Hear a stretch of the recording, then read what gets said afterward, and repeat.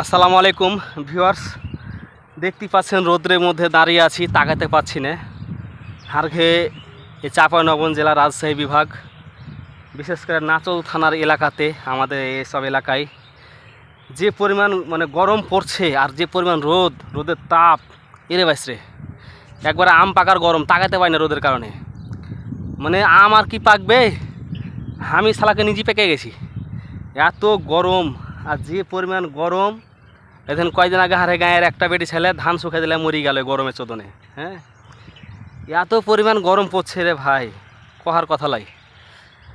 হার গেলেতে সবাই দিন মজুরি খাচ্ছে, কৃষক যারা দিনে কাজ করে, দিনে আনে দিনে খায়, এর অবস্থা খুব খারাপ। এমনিতে দিন বড়, আর সকাল থেকে প্রচুর পরিমাণে রোদের তাপ।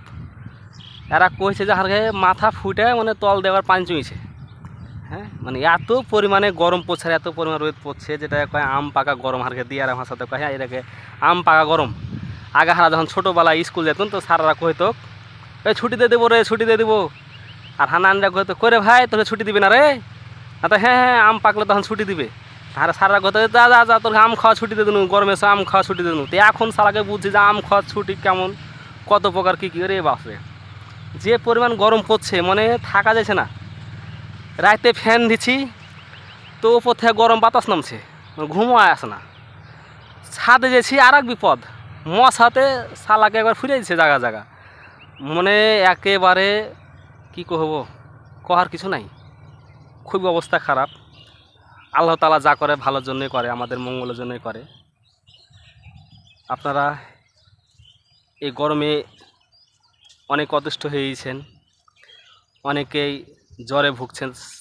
আমাদের এদিকে আবার আবহাওয়া চেঞ্জ হলে মানুষকে বিভিন্ন রকমের অসুখ বিসুখ হয়, বিশেষ করে জ্বর, ঠান্ডা, সর্দি, কাশি এগুলো লাগে।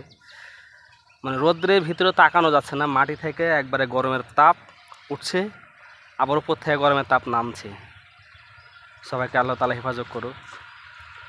যারা মাঠে ঘাটে কাজ করছেন, এদের কষ্ট দেখলে নিজেরই কান্না চলে আসছে। যারা মাঠে ঘাটে কষ্ট করে কাজ করছে, আপনারা পারলে তাদেরকে 10 টাকা দিয়ে উৎসাহিত দিবেন, নাস্তা দিবেন, দুপুরে খাবার দিবেন। মজুরির জাত আছে এটা একটু বেশি দেওয়ার চেষ্টা করবেন, কারণ এমনিতে দিন বড়। দেখা যেত আগে সকাল 8টা দিয়ে কাজে গেলে 5টা সাড়ে 5টার দিকে ছুটি হয়ে যায়, কিন্তু এখন মাগরিব লাগছে 7:30। আমাদের এদিকে কিন্তু ছুটি পাবে না। কই আজান তো দেয়নি, এখনই আজান দেখ আগে, তারপরে ছুটি। কঠিন অবস্থা খারাপ। সবাই একটু যারা দিন মজুরি কাজ করছেন তাদের প্রতি সবাই খেয়াল রাখবেন, যারা কাজ করাচ্ছেন তারাকে বিশেষ করে বলছি। সবাই ভালো থাকেন, সুস্থ থাকেন, সবাইকে ধন্যবাদ। আসসালামু আলাইকুম।